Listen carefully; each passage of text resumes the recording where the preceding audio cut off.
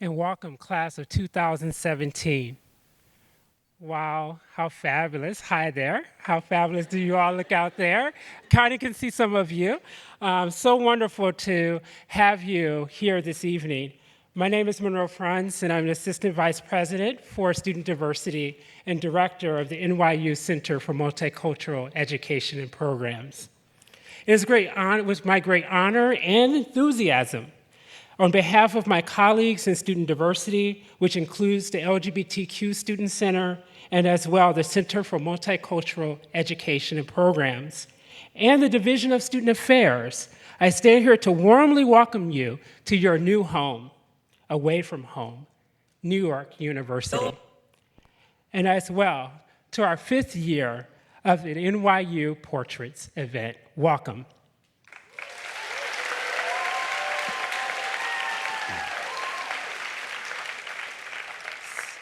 So if you commute to us, or if you live off campus, or you're joining us this evening from across the river from NYU Poly, or you live on campus, or we are more than thrilled that you have chosen to make NYU a part of your life's journey.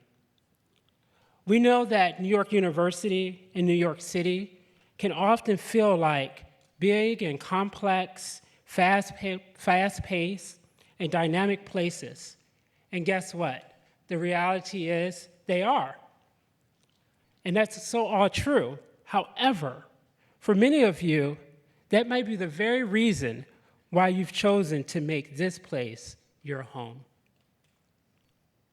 While that is great, it is certainly the reason why it's great because that's also the reason why I love to work here at NYU. However, at the same time, I invite you to make your experience about more than just that. I invite you to truly engage with all the vibrancy and diverse opportunities a place like NYU in New York City can offer you. To learn more about yourself, to learn more about the other 800 plus people that are here in the audience this evening, to learn more about the faculty, to learn more about the staff that you will encounter as a part of your journey with us. The many communities that make up the over 8 million people that live in the 5 boroughs of New York City, I encourage you to learn more about them as well.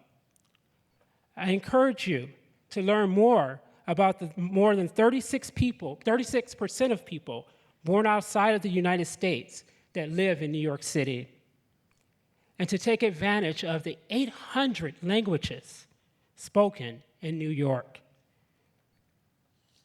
I invite you as well to get involved.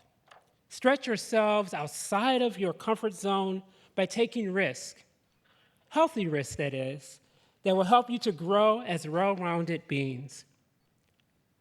We, the staff of the Center for Multicultural Education and Programs, and the Lesbian, Gay, Bisexual, Transgender, and Queer Student Center, along with our colleagues in all areas of campus across the NYU Global Network University, are actually here to help you do that. Please build your relationships with us. Utilize the resources and the programs that we offer to you. We are here for you. I also invite you to, no, actually, I'm going to call on you to do this. I'm calling on you to make a difference by also giving back and serving others in the communities in which that you'll be a part of, whether it's domestically, globally, or to serve right here in New York City. This would not only make you a better person, but it would contribute to what makes NYU such the special place that it is. I mentioned to you earlier that I am so excited to welcome you here to NYU, but I'm also excited to welcome you to this particular portraits performance. And let me tell you why. The reason why is that today is a particularly special day as it marks the 50th anniversary of the March on Washington, this very day.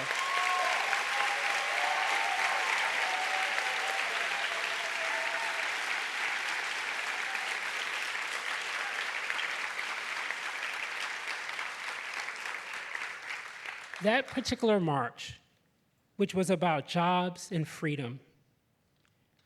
So many of the stories you will hear this evening reflect the struggle for equality and dignity in this country and places all over the world that began before the inception of the March on Washington, but then led to the historic march that continues with us today. As we commemorate this important event and look to the future of social justice in this country and places all over the world, I believe there is no better way to celebrate our past and to look to our future than through events such as this. You will hear many voices tonight, including the voice of Mahalia Jackson, whom you just heard, which was the song sang at the March on Washington 50 years ago, entitled, How I Got Over. This very evening as well, you will hear the words of Dr. Martin Luther King when he said, I have a dream. We heard those voices 50 years ago on August 28th, 1963. So we hope this evening, as you hear the voices of King and many others, that you will reflect on the ongoing story that their words tell about who we are in this country and who people are around the world. And before we kick off this event, this historic moment at NYU, I want to say thank you to all who made this event possible this evening. First and foremost, to my fabulous staff, the Center for Multicultural Education and Programs, you're a special team. To the LGBTQ staff, you're a special team. To the Division of Student Affairs, thank you for the support to make this event possible. To the President's Office, thank you as well for supporting us in this event this evening. And as well to our co-sponsor, the Center for Spiritual Life. To the Student Resource Center, to all the welcome leaders that have helped us to make this event possible, thank you. To Voices of a People's History, NYU TV, to NYU Ticket Central, and as well to the Skirball Center staff. Furthermore, let's give a big round of applause to our Hype Squad, Ariel and Robert as well.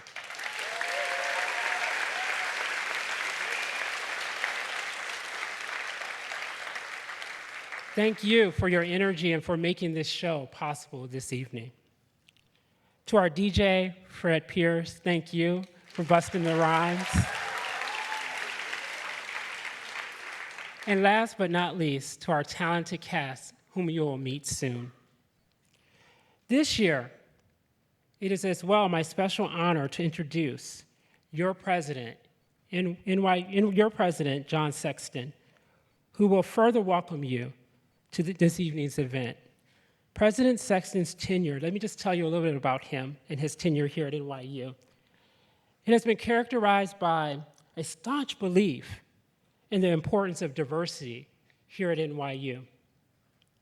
Under John's leadership, the percent of our underrepresented students of color has climbed from 11% in 2002 to 19% in 2012. The number of students from countries from other than the US stands at 12%, covering 85 different countries. John has worked to increase the number of students of color and international students at NYU to expose all of us to the diversity in which that different stories and narratives bring. John has led a fundraising effort of $1 million each and every day of every year, and the result has been a dramatic increase in the financial aid to ensure that students who want to come to NYU can do so, no matter their financial background. And I'm also delighted to share this evening that our president, John Sexton, in partnership with our board of trustees, are launching another fundraising effort aimed at bringing in $1 billion for financial aid to make this incredible place and experience even more accessible to students from all fiscal backgrounds. Our President John Sexton is here this evening because he believes that our diversity is one of the NYU's core strengths and wants to celebrate it with us. As he said in his installation speech in 2002, from the composition of our faculty and student body to the content of our curriculum, we must prize the invaluable contributions that diversity offers. This belief and his commitment reflects one of the core values that makes NYU such an important place and special place to learn, and as well for someone like me to work. It makes NYU a special place, not only here in New York City, but all around the world. Please join me in welcoming our president, John Sexton.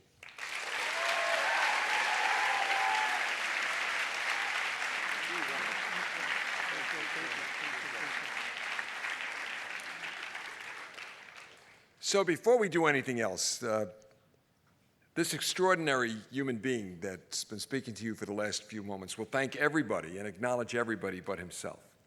And no one has worked as hard as he has on this event. So you just join me in saluting Monroe, please.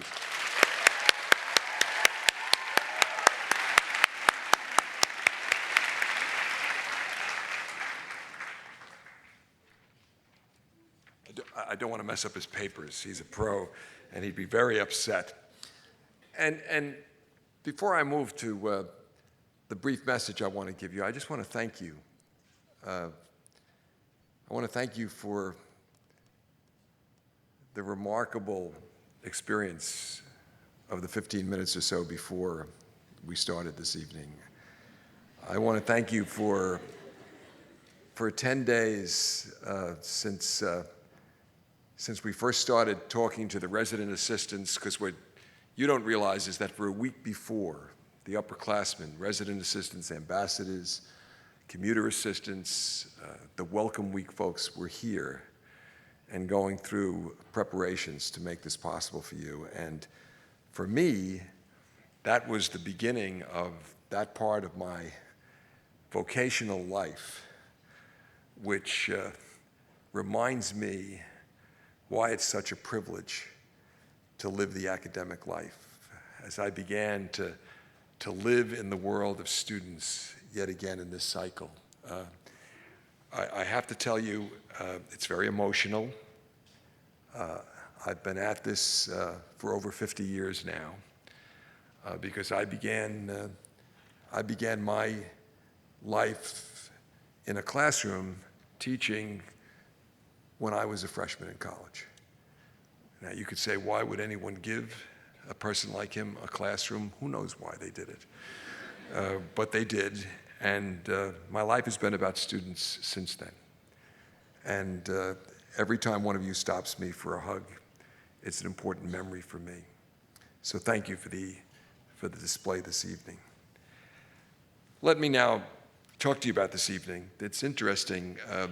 2 years ago, Howard Zinn, who provides a kind of background for tonight, Howard Zinn, an NYU graduate class of 1951, was honored here. It was his last public appearance before he died.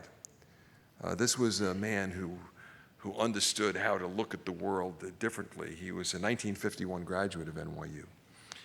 And I remember then talking about how during that time,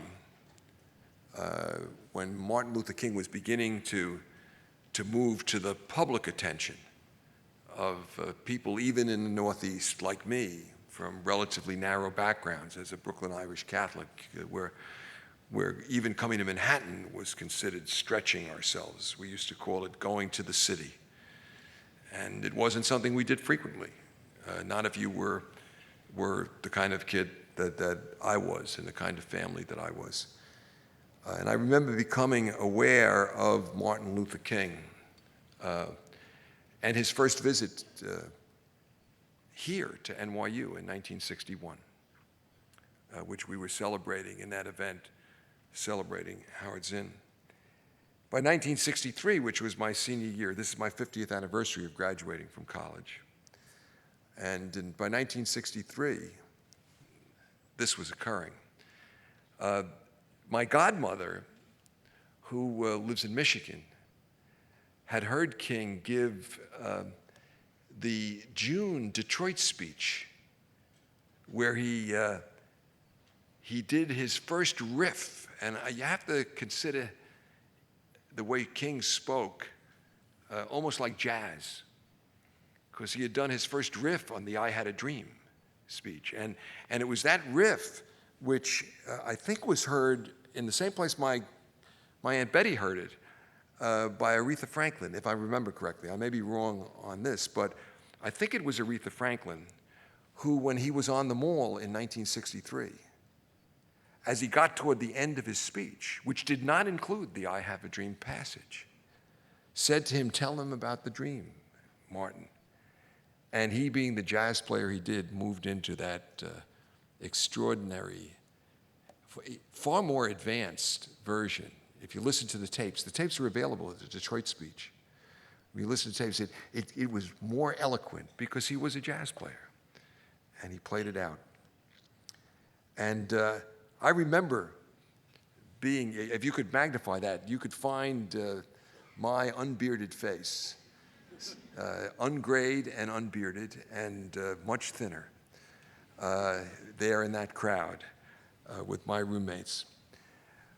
But you know, the 1963 and the four years that I was in college, from 59 to 63, there was something else going on, which was important in this narrow world from which I came as a Brooklyn Irish Catholic, and that was the Vatican Council. And Pope John the 23rd had said to us that what we had been taught, which was that the only way to look at the world, on what we were taught was the most important dimension, the religious dimension, the spiritual dimension, the only way to look at it was through the lens of our particular version of a particular faith called Christianity. And I remember a great progressive, I'm not going to name him because I don't want to this evening embarrass him, but a great progressive, a person that became a leader of the peace movement, writing on the blackboard in a classroom in Brooklyn, "Extra ecclesia nulla salus." Outside the church, there's no salvation. And I remember going up to him after class and saying, "Father," he was a Jesuit priest, "does that mean that my best friend Jerry Epstein won't go to heaven?" And he said to me, "If you don't baptize him, he will not go to heaven." Now think about that. Condemning all the rest of the holy people in the world, all the great traditions, looking at the world through that narrow a lens. And what happened in the Vatican Council was an embrace of difference that was the same embrace that King in the I Have a Dream passage was begging us to embrace. And I began to see it before my eyes because the man I began to do my doctoral work with in religion in 1963 was the leading expert in the world on a single medieval Christian theologian. And by 1983, 20 years later, when I was a junior professor here at NYU's law school, I was invited to go to the United Nations to celebrate the publication of that man's 60-volume work on world spirituality, which had 25 faith traditions in it. He had taken the message of King, the message of John the 23rd, and he had migrated to a point where he was no longer looking at the world, and he was looking at the spiritual world, but you could extrapolate it to the secular domain as King was begging us to do. He was no longer looking at the world through the narrow lens of the window he was given by birth and his own background, but he was looking at it through the many facets of a diamond. The story of NYU is the story of looking at things through the many facets of a diamond. We were founded to be in and of the city. The city in which we were founded became the city that embraced the notion of openness and inclusion and a community of communities more aggressively than any other city in the world, and lives that today. And you move forward and you take our student body in this city, connected to it the way we are. And it just cries out to say, there's so much more to be learned. Yes, bring us, as any great university would, the great education of the disciplines with the finest professors and the smartest classmates that will stretch us. But bring us also the lesson in building the kind of community that humankind has to build in the 21st century if humankind is going to fulfill its mission, and that is a community of communities. I look out at you and I see wondrous diversity. I don't see a group of people sitting wearing the same colors, chanting the same hymns before some, militaristic game is played. We don't do that here. But we say, we want to get out of our comfort zone and find the person who is most different from us, from which we can learn a completely different perspective. And when we do it here, we go out to the neighborhoods. When we go out to the neighborhoods, then we will go to the places which are not ours, but where those neighborhoods are represented by people in their context. That's the theory of NYU. And it's a kind of coming together of these events that were happening 50 years ago for me when I was your age. And my hope is, my dream is, my life is dedicated to making that kind of embrace of difference and diversity a cardinal principle of the way you look at the world. If you do, I can tell you from personal experience, it will pay you dividends you can't imagine. Congratulations on getting through, or at least partly through, this exhausting week. Keep up your energy. It's not always going to be a high. So when the challenges come, be there for each other. Take care of each other. And anytime you need, stop me for a hug. Thank you all very much.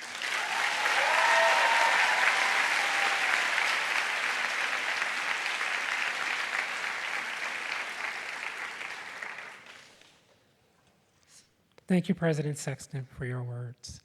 So, are we ready to get the show started? Woo! So let me welcome our talented ensemble of cast members. We'll first start with one of our narrators, who is Marcella Rennell Hall.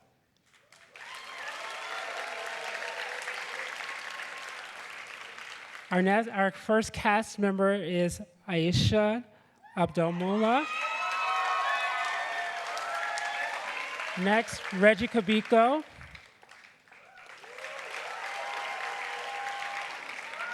Carl O'Brien Williams. Wazina Zonden. Daryl DMC McDaniels.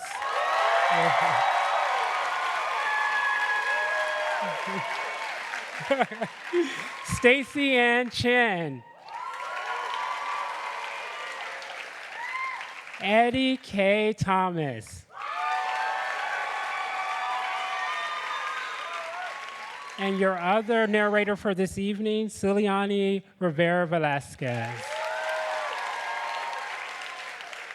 And once more, your DJ, Fred Pierce.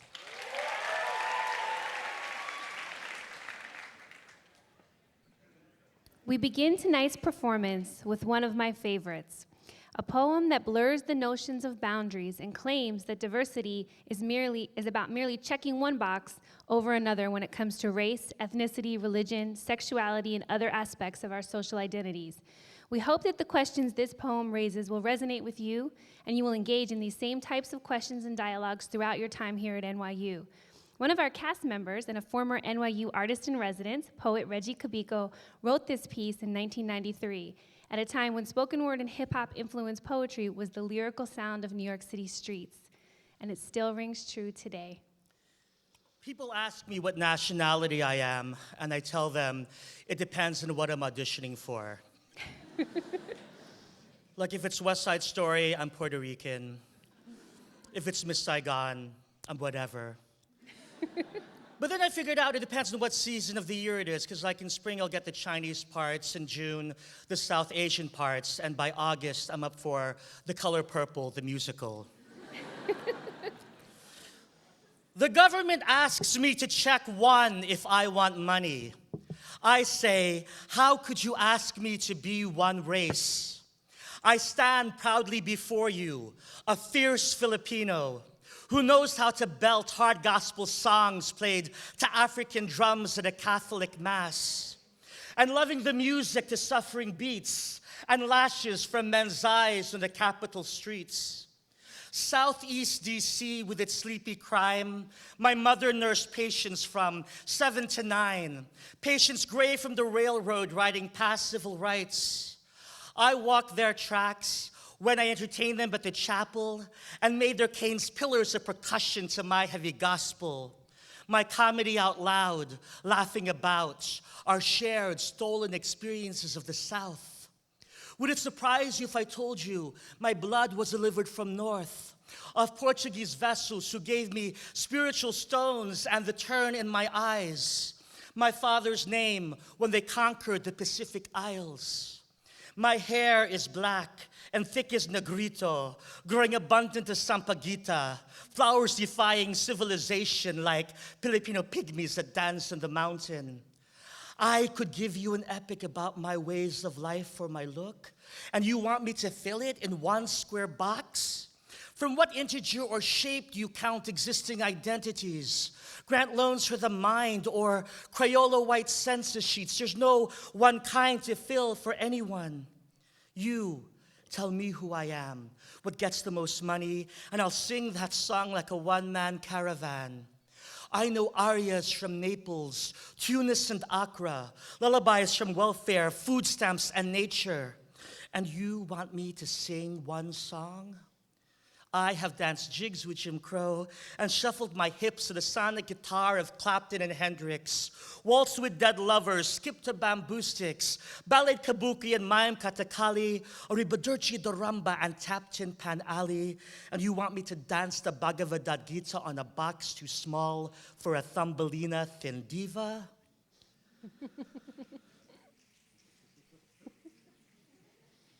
I'll check other.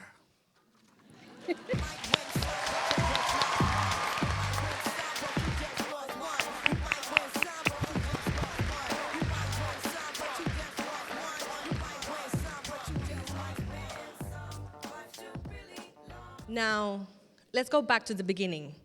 In recent years, historians and many of us alike have reconsidered how we understand the founding story of the Americas that so many of us have been taught.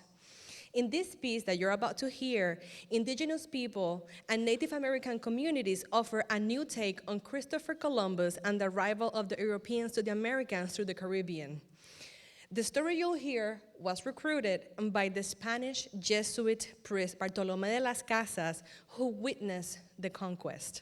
Wasina Sondon, an educator and actor in New York's public schools and an activist featured in HBO The Outlist, reads from de las Casas' eyewitness account. The Indies were discovered in the year 1492. 49 years have passed since the first settlers penetrated the land, the first being the large and most happy isle called Hispaniola, perhaps the most densely populated place in the world. There must be close to 200 leagues of land on this island, and all the land so far discovered is a beehive of people. And of all the infinite universe of humanity, these people are the most guileless, the most devoid of wickedness and duplicity, the most obedient and faithful to their native masters and to the Spanish Christians whom they serve.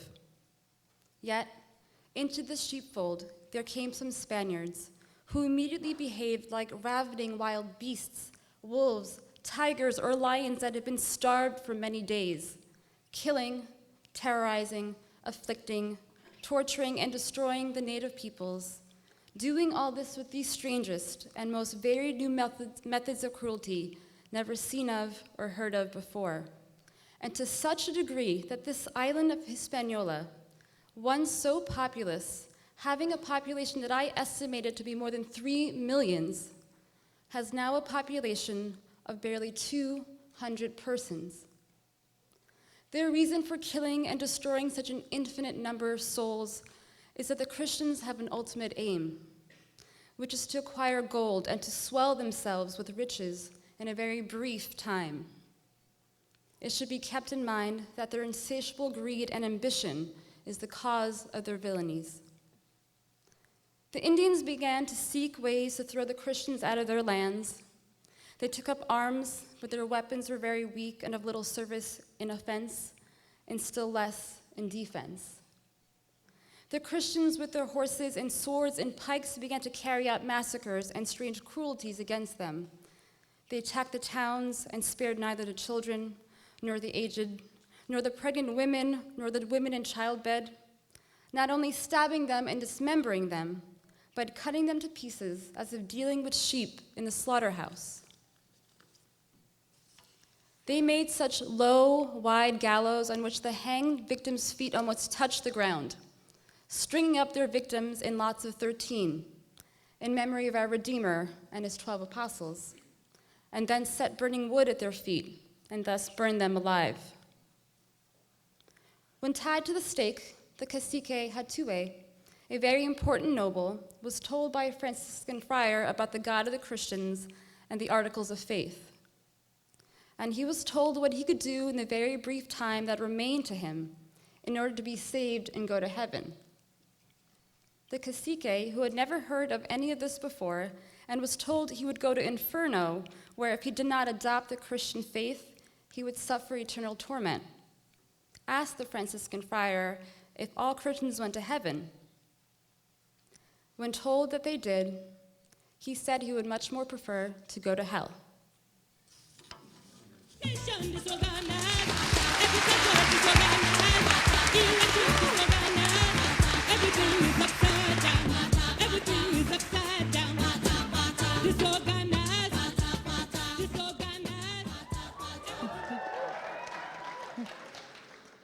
In 1829, an African-American man named David Walker moved to Boston from North Carolina, where he was born free to parents who were formerly enslaved Africans. A year after arriving in Boston, he published a pamphlet, Walker's Appeal to the Colored Citizens of the World, in support of the abolition of slavery. It became a sensation and was widely read. Walker used an anti-colonial argument and cited the Declaration of Independence in the pamphlet. Southern slaveholders were furious. The state of Georgia offered a reward of $10,000 to anyone who would deliver Walker alive, and $1,000 to anyone who would kill him. Walker was defended and protected by the abolitionist movement. Here, Daryl DMC McDaniels of Run DMC reads an excerpt of Walker's Appeal. DMC is a hip-hop legend, an American icon, a rock and roll Hall of Famer, and we are honored to have him with us tonight.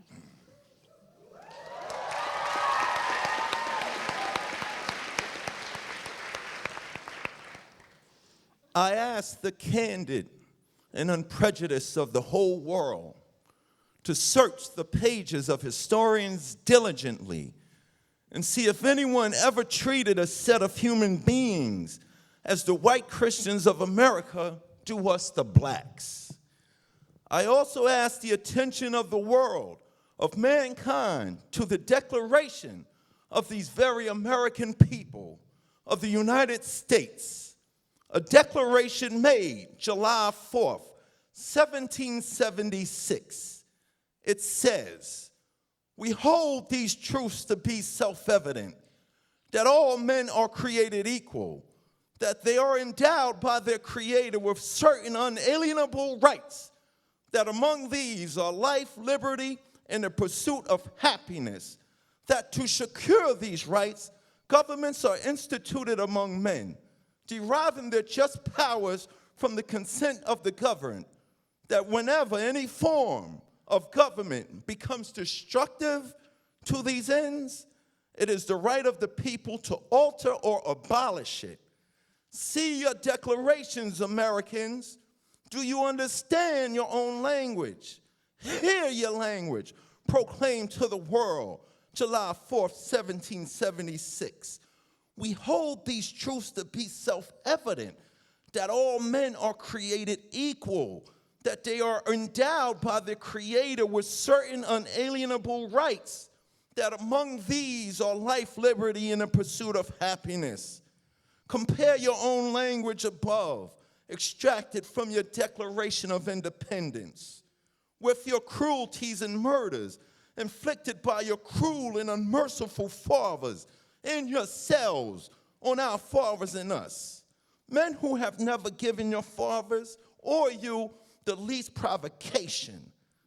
Now I ask you candidly, was your sufferings under Great Britain 100th part as cruel and tyrannical as you have rendered ours under you? Some of the whites are ignorant enough to tell us that we ought to be submissive to them, that they may keep their feet on our throats. And if we do not submit to be beaten to death by them, we are bad creatures and of course must be damned. If any man wishes to hear this doctrine openly preached to us by American preachers, let him go into the southern and western sections of this country. I don't speak from hearsay. What I have written is what I have seen and heard myself. The Americans may be vigilant as they please, but they cannot be vigilant enough for the Lord, nor can they hide themselves, well, he will not find and bring them out.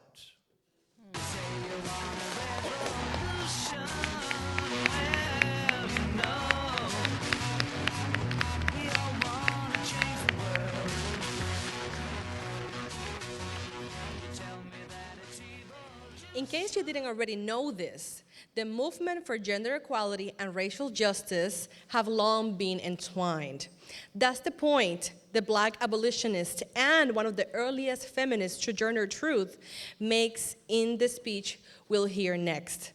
Sojourner Truth was freed from slavery in 1827 and quickly became active in the abolitionist and women's suffrage movement.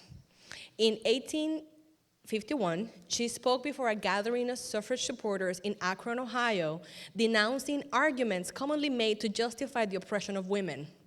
Unfortunately, and perhaps not as a surprise to many of you, no exact transcription of the speech exists, but the president of the Akron Convention later recounted Truth's words read here by poet, playwright, author, and activist Stacy Ann Chin.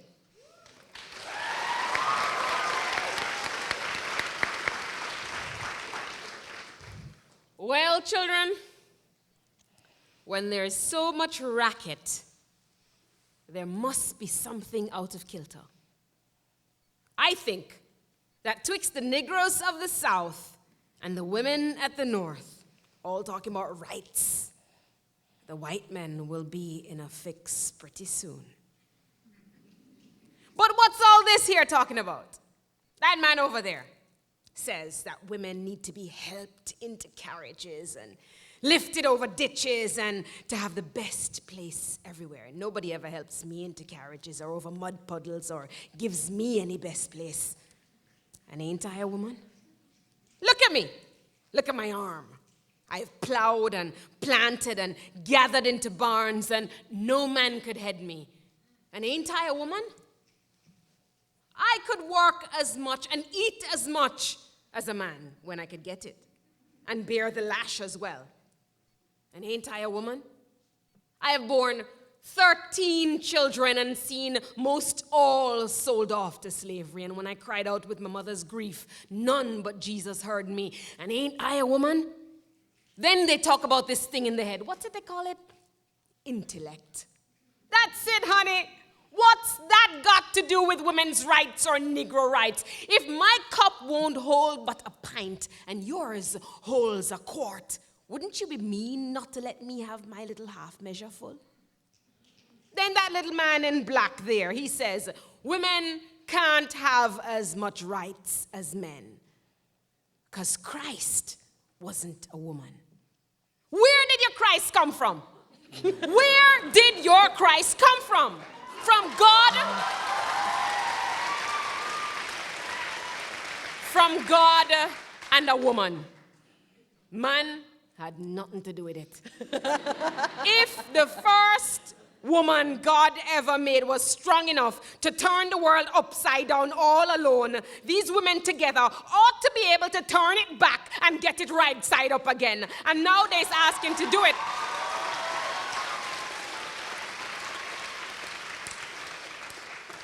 And now, they's asking to do it. Those men better let him.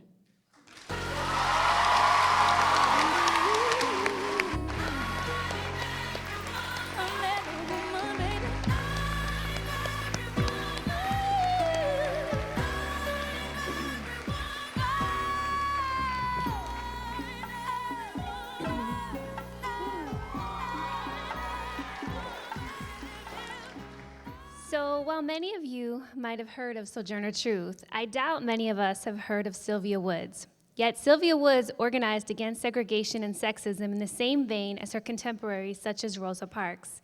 And guess what? She started young. Here she recounts a story from her childhood in Louisiana in 1919, when African Americans were lynched for speaking their minds, or just for being in the wrong place at the wrong time. Let young Sylvia's story be an example to all of you about the difference young people, such as yourselves, can make.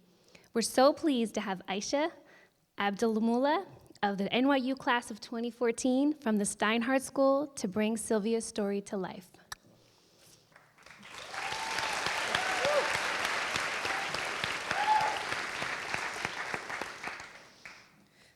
When I was 10 years old, I changed schools. On the way to school, I had to go through a park that was for white people only. We could walk through the park, but we couldn't stop at all. Just pass through it. There were swings in the park, and oh, sometimes I just wanted to stop and swing a little while. But we couldn't because we were black. I would walk through this park every day on my way to school where there weren't any swings.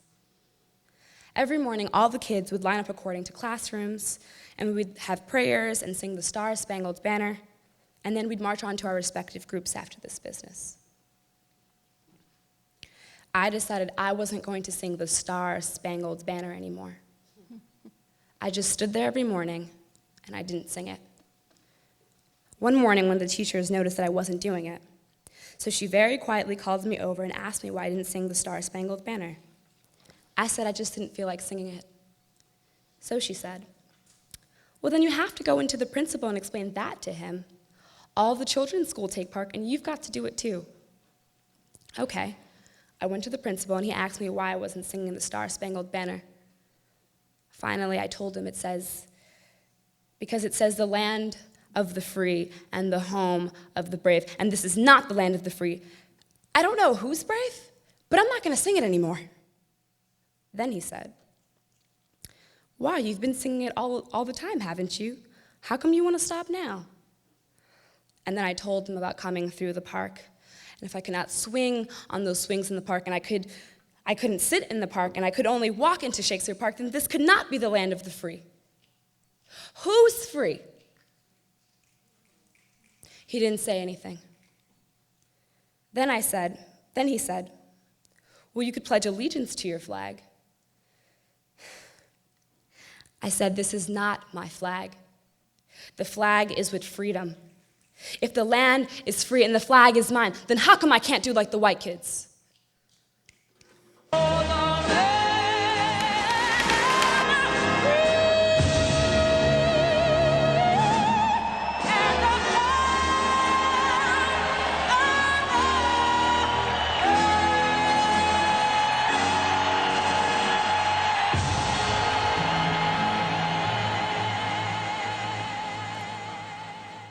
An evening like this, where we showcase our commitment to diversity and social justice at NYU, would be incomplete without Reverend Dr. Martin Luther King Jr. words. His eloquence as the leader of the Black struggle and the global movement for universal human rights was unparalleled. This, of course, is especially true today, August 28th, when we celebrate the 50th anniversary of the March on Washington for Jobs and Freedom. Dr. King gave hundreds of speeches every year. He gave at least 350 speeches in 1963 alone, the year of the March on Washington, and that same year, he spoke at NYU. Most years at Portraits, Dr. King's I Have a Dream speech is not part of the script. At Portraits, we usually offer King's lesser-known speeches. Well, today is different. Today, we're going to hear the speech in full. Have you heard the full speech or just the I Have a Dream parts? And did you know that the I Have a Dream section is not on the original text, but was improvised by Dr. King on the spot? Some of King's advisors urged him not to include the phrase as he had in previous speeches because they said it was cliché and trite. But imagine this. There was little sound amplification that day, and certainly there were no Jumbotron, sort of like screens like we have here that day in Washington, D.C., where so many of the hundreds of thousands who gathered could not see or hear King. In fact, he was the 16th speaker of the day. Many people have already gone home. And just 2 weeks after King spoke, a bomb exploded in a church in Birmingham, Alabama, killing 4 young girls. NYU alum Carl O'Brien Williams takes us to the mountaintop.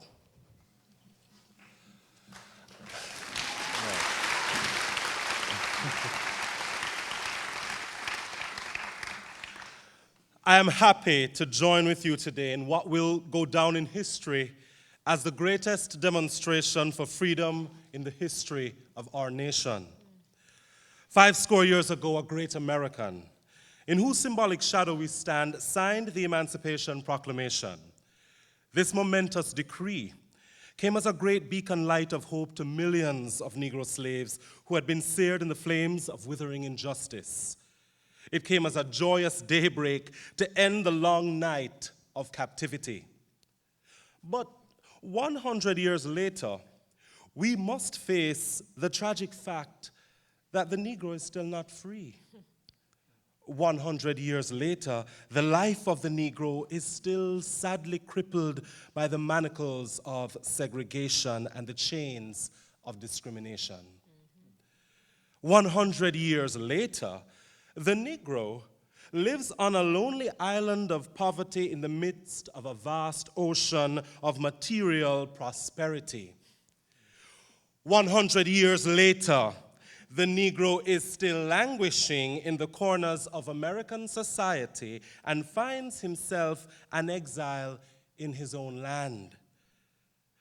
So we have come here today to dramatize an appalling condition. In a sense, we have come to our nation's capital to cash a check. When the architects of our republic wrote the magnificent words of the Constitution and the Declaration of Independence, they were signing a promissory note to which every American was to fall heir. This note was a promise that all men would be guaranteed the inalienable rights of life, liberty, and the pursuit of happiness. It is obvious that today that America has defaulted on this promissory note insofar as her citizens of color are concerned. Instead of honoring this sacred obligation, America has given the Negro people a bad check, which has come back marked insufficient funds. But we refuse to believe that the Bank of Justice is bankrupt. We refuse to believe that there are insufficient funds in the great vaults of opportunity of this nation. So we have come to cash this check. A check that will give us upon demand the riches of freedom and the security of justice.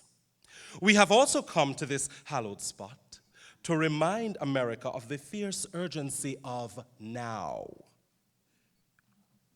This is no time to engage in the luxury of cooling off or to take the tranquilizing drug of gradualism. Now is the time to rise from the dark and desolate valley of segregation to the sunlit path of racial justice. Now is the time to open the doors of opportunity to all God's children. Now is the time to lift our nation from the quicksands of racial injustice to the solid rock of brotherhood. It would be fatal for the nation to overlook the urgency of the moment and to underestimate the determination of the Negro. This sweltering summer of the Negro's legitimate discontent will not pass until there is an invigorating autumn of freedom and equality. 1963 is not an end, but a beginning. Those who hope that the Negro needed to blow off steam and will now be content will have a rude awakening if the nation returns to business as usual. There will be neither rest nor tranquility in America until the Negro is granted his citizenship rights. The whirlwinds of revolt will continue to shake the foundations of our nation until the bright day of justice emerges. But there is something that I must say to my people who stand on the warm threshold which leads into the palace of justice. In the process of gaining our rightful place, we must not be guilty of wrongful deeds. Let us not seek to satisfy our thirst for freedom by drinking from the cup of bitterness and hatred. We must forever conduct our struggle in the high plane of dignity and discipline. We must not allow our creative protest to degenerate into physical violence. Again and again, we must rise to the majestic heights of meeting physical force with soul force. The marvelous new militancy which has engulfed the Negro community must not lead us to distrust us of all white people. For many of our white brothers, as evidenced by their presence here today, have come to realize that their destiny is tied up with our destiny, and their freedom is inextricably bound to our freedom. We cannot walk alone. And as we walk, we must make the pledge that we shall march ahead. We cannot turn back. There are those who are asking the devotees of civil rights, when will you be satisfied? We can never be satisfied as long as our bodies, heavy with the fatigue of travel, cannot gain lodging in the motels of the highways and the hotels of the cities. We cannot be satisfied as long as the Negro's basic mobility is from a smaller ghetto to a larger one. We can never be satisfied as long as a Negro in Mississippi cannot vote and a Negro in New York believes he has nothing for which to vote. No, we are not satisfied. And we will not be satisfied until justice rolls down like waters and righteousness like a mighty stream.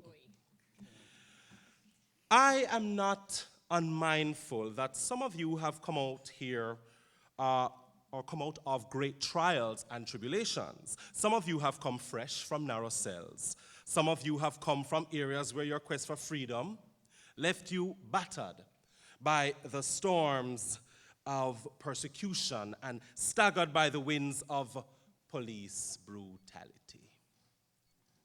You have been the veterans of creative suffering. Continue to work with the faith that unearned suffering is redemptive. Go back to Mississippi. Go back to Alabama. Go back to Georgia. Go back to Louisiana. Go back to the slums and the ghettos of our northern cities, knowing that somehow this situation can and will be changed. Let us not wallow in the valley of despair.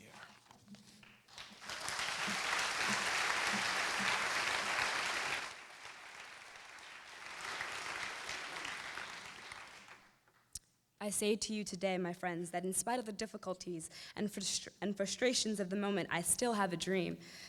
It is a dream deeply rooted in the American dream. I have a dream that one day this nation will rise up and live out of the true meaning of its creed. We hold these truths to be self-evident that all men are created equal.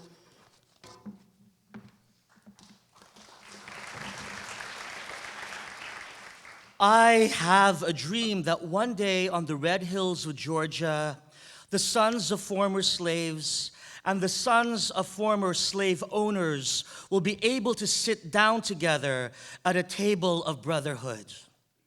I have a dream that one day, even the state of Mississippi, a desert state sweltering with the heat of injustice and oppression, will be transformed into an oasis of freedom and justice.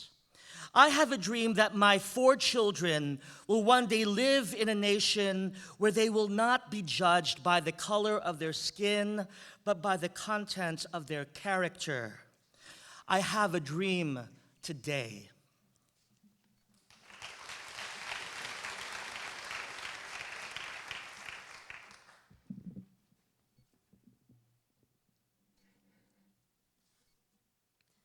I have a dream that one day the state of Alabama, whose governor's lips are presently dripping with the words of interposition and nullification, will be transformed into a situation where little black boys and black girls will be able to join hands with little white boys and little white girls and walk together as sisters and brothers.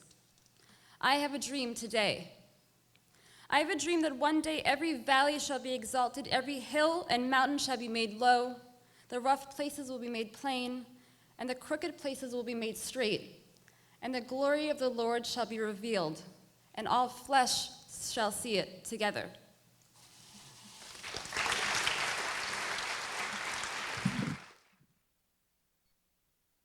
This is our hope.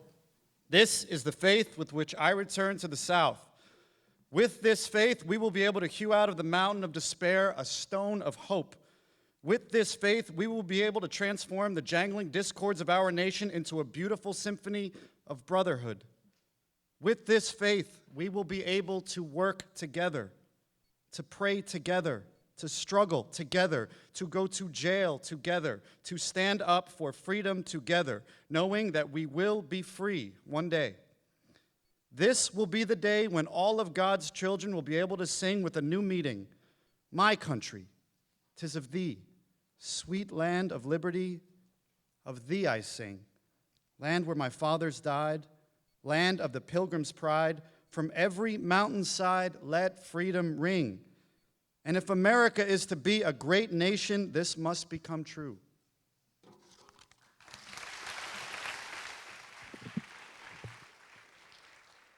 So let freedom ring from the prodigious hilltops of New Hampshire. Let freedom ring from the mighty mountains of New York. Let freedom ring from the Heightening Alleghenies of Pennsylvania. Let freedom ring from the snow-capped Rockies of Colorado. Let freedom ring from the curvaceous slopes of California. But not only that, let freedom ring from Stone Mountain of Georgia. Let freedom ring from Lookout Mountain of Tennessee. Let freedom ring from every hill and molehill of Mississippi. From every mountainside, let freedom ring.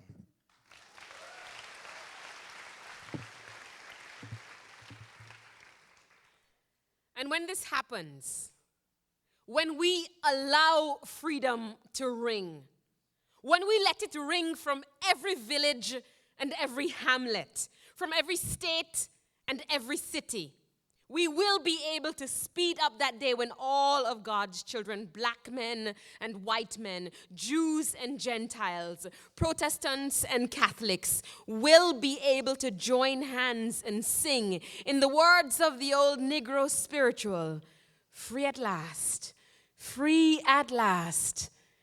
Thank God Almighty, we are free at last."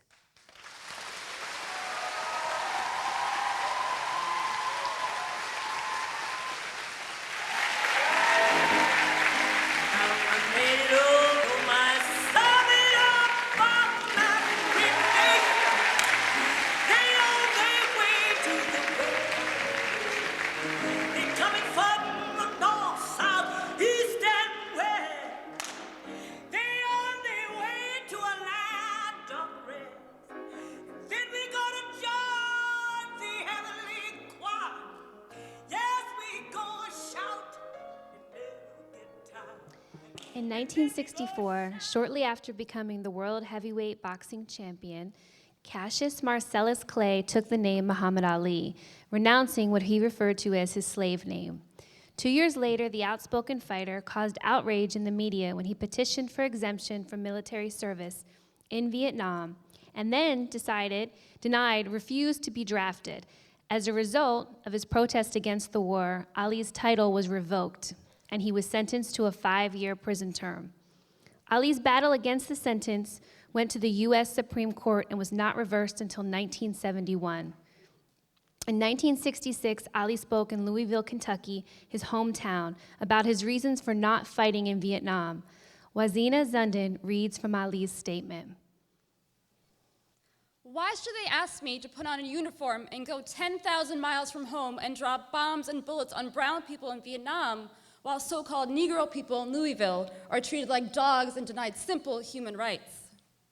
No, I am not going 10,000 miles from home to help murder and burn another poor nation simply to continue the domination of white slave masters of the darker people the world over. This is the day when such evils must come to an end. I have been warned that to take such a stand would put my prestige in jeopardy and could cause me to lose millions of dollars, which should accrue to me as a champion. But I have said it once, and I will say it again. The real enemy of my people is right here. I will not disgrace my religion, my people, or myself by becoming a tool to enslave those who are fighting for their own justice, freedom, and equality. If I thought the war was going to bring freedom and equality to 22 million of my people, they wouldn't have to draft me. I'd join tomorrow. But I either have to obey the laws of the land or the laws of Allah. I have nothing to lose by standing up for my beliefs, so I'll go to jail. We've been in jail for 400 years.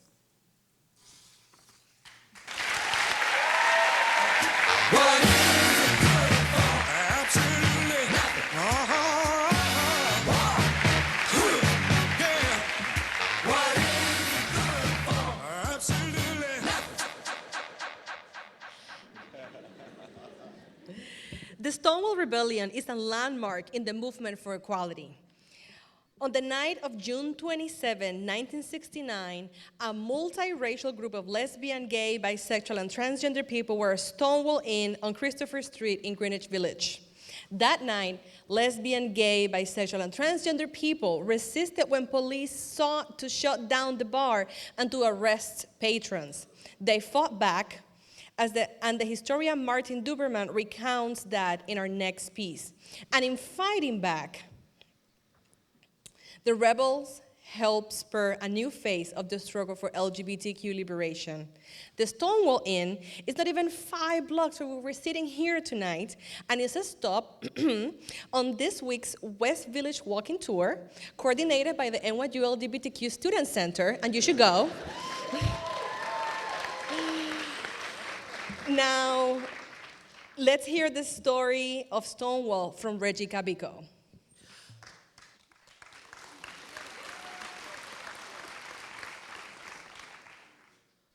The danger was very real. By now, the crowd had swelled to a mob. People were picking up and throwing whatever loose objects came to hand. Bottles, cans, bricks from a nearby construction site went sailing into the plate glass window that stretched across the front of the Stonewall Bar.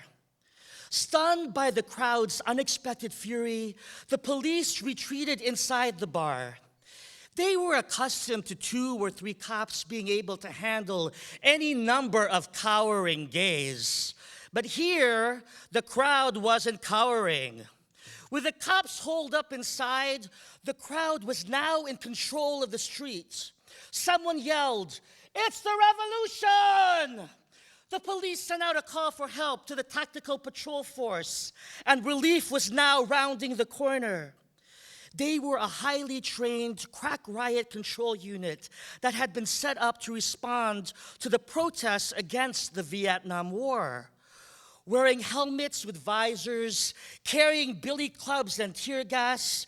Its 24 members all seemed massively proportioned.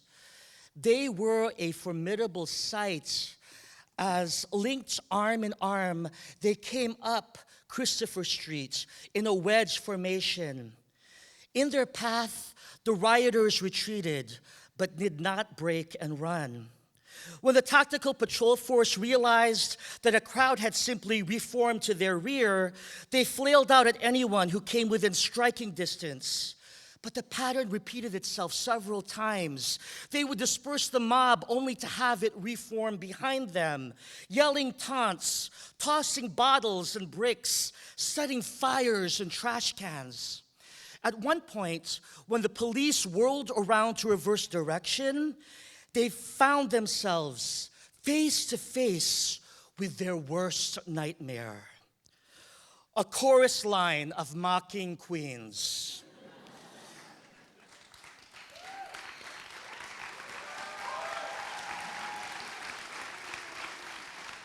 Their arms clasped around each other, kicking their heels in the air, Rockette style, and singing at the tops of their voices.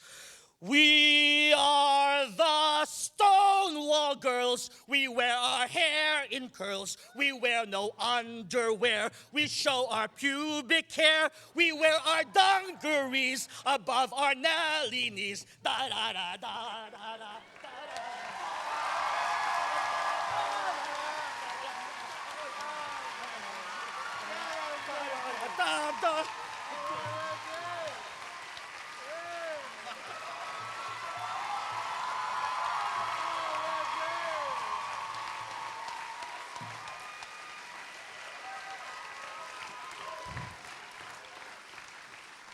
It was a deliciously contemptuous counterpoint to the cops' brute force. A tactic that transformed an otherwise traditionally macho eye for an eye combat and provided at least a glimpse of a different kind of consciousness. Before the police finally succeeded in clearing the streets, for that evening only, it would turn out a considerable amount of blood had been shed. At 3:35 a.m., an uneasy calm settled over the area. It was not to last.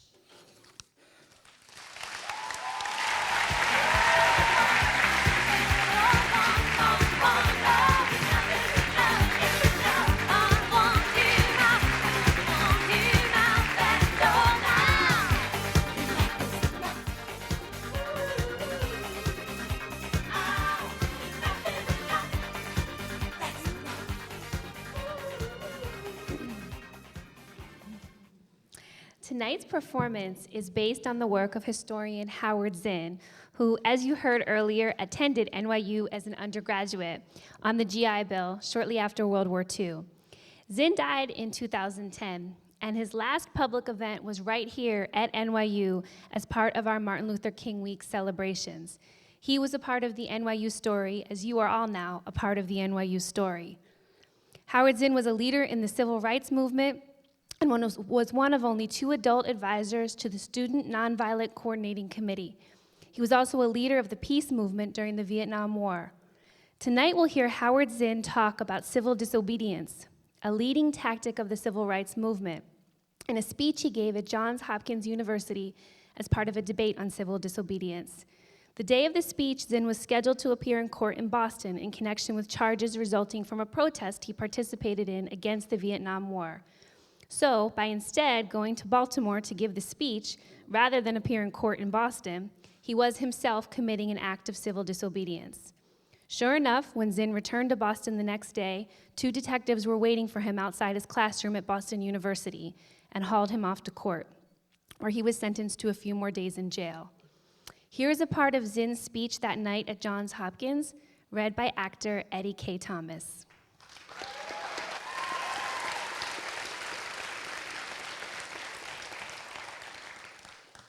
I start from the supposition that the world is topsy-turvy. Things are all wrong. That the wrong people are in jail and the wrong people are out of jail. That the wrong people are in power and the wrong people are out of power. That the wealth is distributed in this country and the world in such a way as not simply to require small reform, but to require a drastic reallocation of wealth. I start from the supposition that we don't have to say too much about this, because all we have to do is think about the state of the world today and realize that things are all upside down.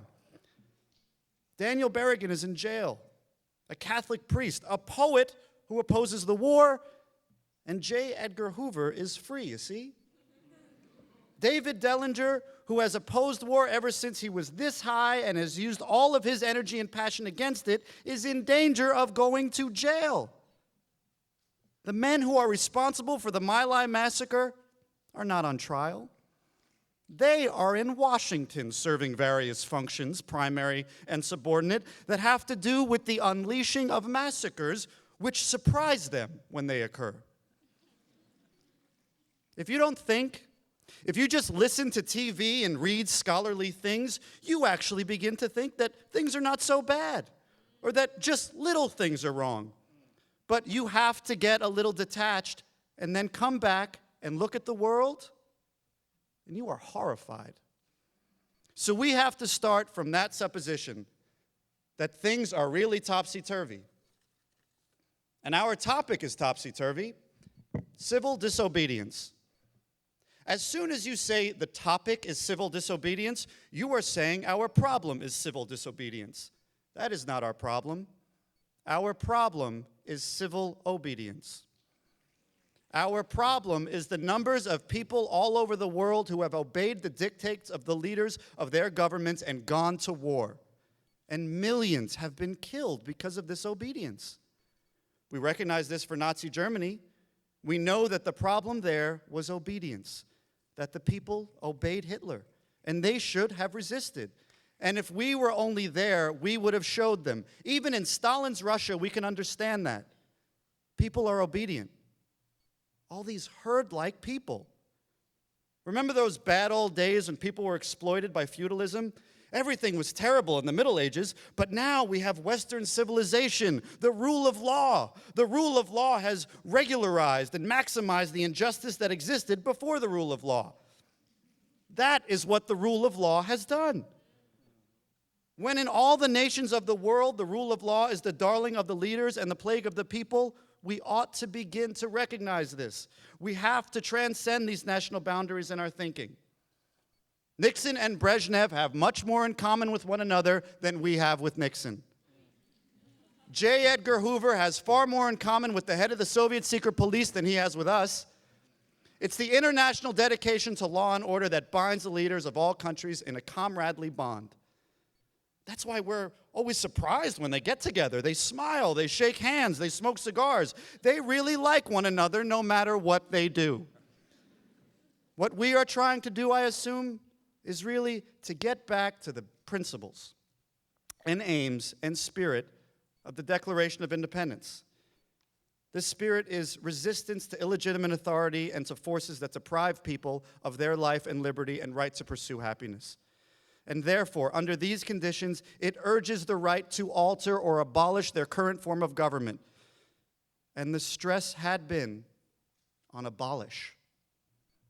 But to establish the principles of the Declaration of Independence, we are going to need to go outside the law, to stop obeying laws that demand killing or that allocate wealth in the way that it has been done, or that put people in jail for petty technical offenses and keep other people out of jail for enormous crimes. My hope is that this kind of spirit will take place not just in this country, but in other countries, because they all need it. People in all countries need the spirit of disobedience to the state, which is not a metaphysical thing, but a thing of force and wealth. And we need a kind of declaration of interdependence among people in all countries of the world who are striving for the same thing. You may find yourself living in a shotgun shack, and you may find yourself in another part of the world, and you may find yourself behind the wheel of a large automobile.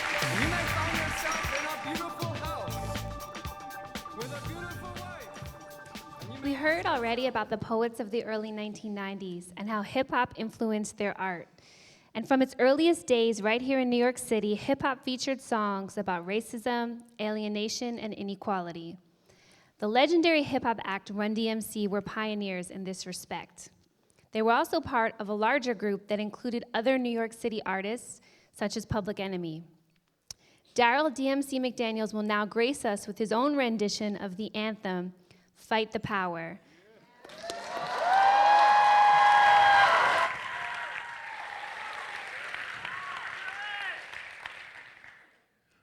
I remember when I went to Delphi University, our first interview was at a college.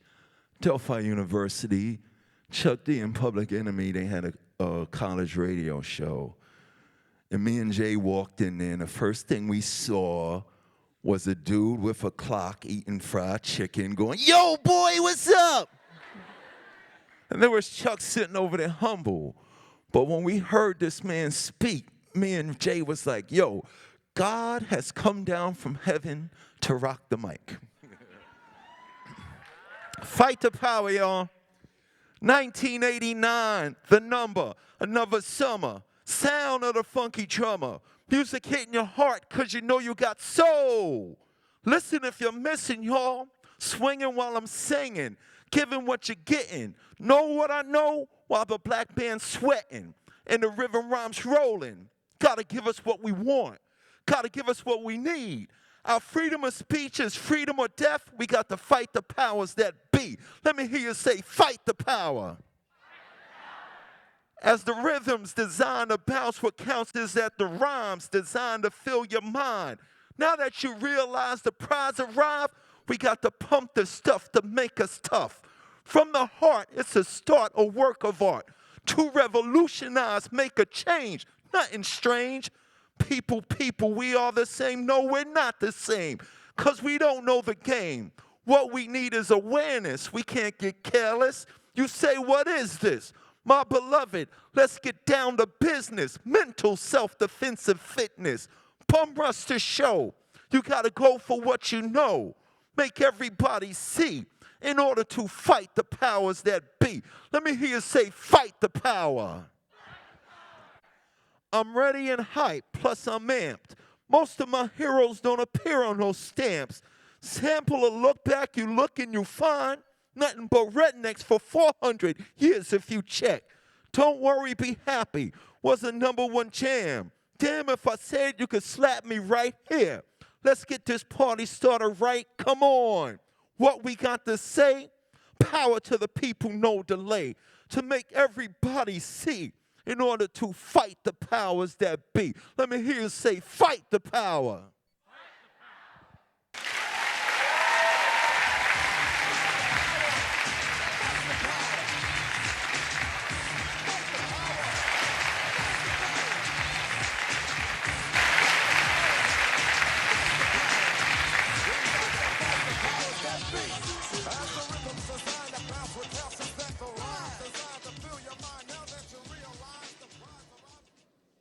We end tonight with a challenge to all of us from the poet Marge Piercy, whose poem emphatically and eloquently calls for a new world where community and solidarity is a symbol of power. And it is our hope that you will find or help to create this during your time here at NYU. Let's hear it from Stacy Ann Chin.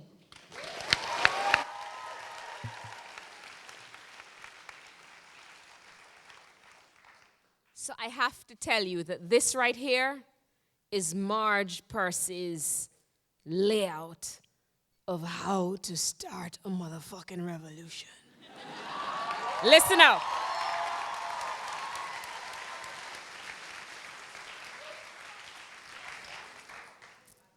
What can they do to you? Whatever they want. They can set you up, they can bust you, they can break your fingers, they can burn your brain with electricity, blur you with drugs until you can't walk, can't remember. They can take your child, wall up your lover. They can do anything you can't blame them from doing. How can you stop them? Alone, you can fight. You can refuse. You can take what revenge you can, but they roll over you. but two people fighting back to back can cut through a mob. A snake dancing file can break a cordon. An army can meet an army. Two people can keep each other sane, can give support, conviction, love, massage, hope, sex. Three people are a delegation, a committee, a wedge. With four, you can play bridge and start an organization. With six, you can rent a whole house, eat pie for dinner with no seconds, and hold a fundraising party. 12 make a demonstration. 100 fill a hall. 1,000 have solidarity and your own newsletter. 10,000 power and your own paper. 100,000 your own media. 10 million your own country. It goes on one at a time. It starts when you care to act. It starts when you do it again after they said no. It starts when you say we and you know who you mean. And each day you mean one more.